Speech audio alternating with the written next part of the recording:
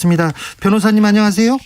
네, 안녕하세요. 네, 오늘 1심에서 실형을 선고받은 윤석열 후보의 장모 최모 씨가 항소심에서 무죄를 선고받았습니다. 판결 요지 좀 알려주세요. 방금 말씀하셨던 것처럼 그 1심에서는 1심에서는 3년의 실형이 있었다가 2심에서 무죄로 지금 뒤바뀌었는데 크게 혐의가 두 가지입니다. 첫 번째는 의료법 위반이고 두 번째가 특가법상의 사기인데요. 의료법상 의료인이 아니면 의료기관을 개설할 수 없는데 동업자 3명과 함께 의료재단을 설립하고 그 요양병원을 개설해서 운영에 관여한 혐의가 첫 번째이고, 두 번째는 그렇게 불법적으로 그 개설한 요양병원에서 국민건강보험공단을 속여서 요양급여 약 22억 9,400여만 원을 편취했다는 점인데, 1심에서는 그러니까 두 가지 혐의가 전부 유죄로 인정이 되었어요. 네. 예, 그래서 의료법 위반 혐의가 인정이 되면 당연히 특가법상의 사기 혐의는 유죄로 인정될 수밖에 없는 법리적인 구조인데, 그래서 의료법 위반 혐의가 인정이 됨에 따라서 특가법상의 사기 혐의로 당연히 이어졌던 건데, 2심에서는 의료법 위반 행위 자체가 지금 유죄가 아니라 무죄라는 취지로 판시를 변경했습니다. 그래서 이에 따라서 당연히 사기 부분도 뭐 더 나아가 살펴볼 필요 없이 무죄라는 취지로 판단이 나온 것으로 보입니다. 1심에서는 징역 3년이었습니다. 그리고 동업자들도 구속됐는데 네. 2심에서 이렇게 무죄 선고가 나온 이유는 뭐라고 보세요? 제가 정확하게 판결문을 확인을 해보지 않아서 정확한 내용은 알 수 없지만, 지금 공개된 자료에 따르면 재판부에서 그 의료법 33조 2항에 관한 법리적인 해석을 1심하고 좀 달리 했던 것으로 보입니다. 1심에서는 비의료인이 의료법인을 개설하고 그 의료법인에서 다시 의료기관을 개설하는 것을 하나의 그 일련의 흐름으로 봤다면, 2심에서는 비의료인의 의료기관 설립행위와 비의료인의 의료법인 설립행위와 설립된 의료법인의 의료기관의 개설행위를 구분되는 것으로 봤나 봐요. 그래서 비의료인이 의료법인을 설립하는 것 자체를 금지한다고 해석할 수는 없다, 관계법령이. 이런 식으로 판시가 나왔다는 지금 기사가 나왔는데, 네.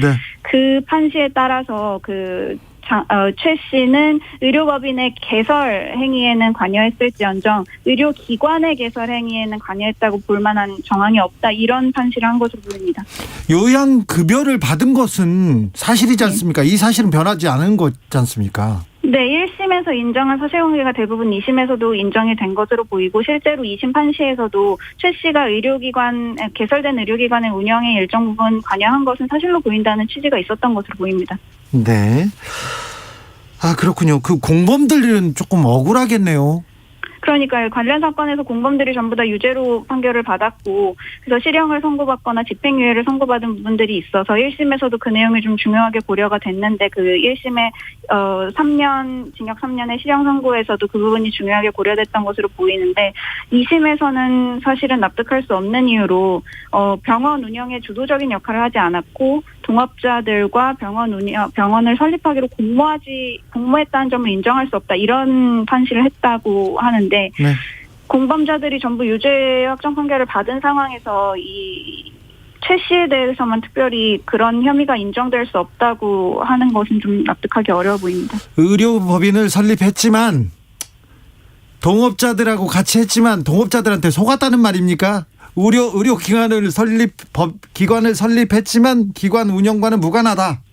네, 의료법인, 비영리 의료법인, 의료재단을 설립하긴 했지만 그 재단에서 개설한 의료기관의 개설 행위는 이것과 구분돼야 한다라는 얘기인데, 사실 저는 1심의 판결문을 읽어봤는데 1심 판결문이 그 부분에 대해서 상당히 자세하게 사실관계도 좀 설명을 하고 법리적인 판단 부분도 자세하게 되어 있고, 특히 그 최근에 2018년 11월경에 이 지금 문제가 된 의료법 관련 조항에 관한 대법원 판례가 있었습니다. 가장 최근에 판례가 있었는데, 그 판례에 비추어 보더라도 그 의료재단의 설립행위와 의료기관의 개설 행위를 구분되는 것으로 볼 만한 사정은 인정되지 않는데, 지금 오늘 나온 항소심에서는 그 양자를 구분되는 것으로 봤다는 점에서 좀 특이합니다.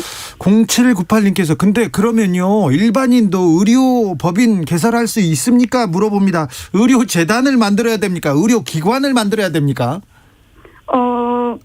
원칙적으로는 의료인이어야만 네. 그 의료기관을 개설해야 한다. 의료인만 의료기관을 개설할 수 있다라는 내용이 의료법의 관련 조문인데요. 네. 그러니까 그 조항을 그냥 문헌만 본다면 그러면 의료법인은 이것과 달리 볼 수 있지 않나라고 해석할 여지가 있고 그래서 항소심이 그 부분에서 착안을 한 것으로 보입니다. 네. 자, 장모 최 씨는 은행 잔고 증명 위조 등으로 재판을 받고 있고 징역 1년을 선고받았습니다. 구속되지는 않았고요. 네, 당시에 보석이 되었었죠. 다른 사건 때문에. 네네.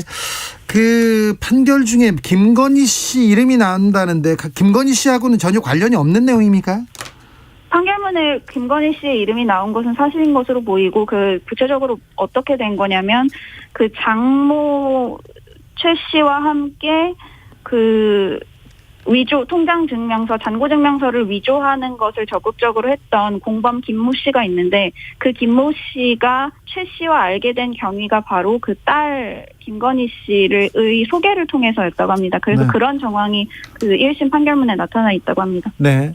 변호사님, 오늘 네. 판결을 보고 이런 의문을 갖는 사람들이 많습니다. 김영성님 질문인데요. 사무장 병원 차려도 되는 건가요? 이제 이렇게 물어보네요. 최근의 판례에 비춰보면 엄격하게 안 된다고 저는 단언할 수 있습니다. 아까 말씀드린 2018년 11월 판례에 보면 그 비의료인이 적극적으로 의료기관 설립을 위해서 자금을 조달하거나 이런 것들이 다 안 된다. 그런 것들을 바로 의료법 33조 2항에서 처벌하는 것이다라고 명확하게 이야기를 하고 있거든요. 알겠습니다. 그래서 예. 네. 그 보통 사람들이 그렇게 하면 안 되죠. 네, 안 됩니다. 알겠습니다. 지금까지 법무법인 가로세 김소라 변호사였습니다. 잘 알아들었습니다. 감사합니다. 감사합니다. 주스 이어가겠습니다. 곽상도 전 의원 50억 클럽의 멤버였죠. 곽상도 전 의원이 검찰에 다시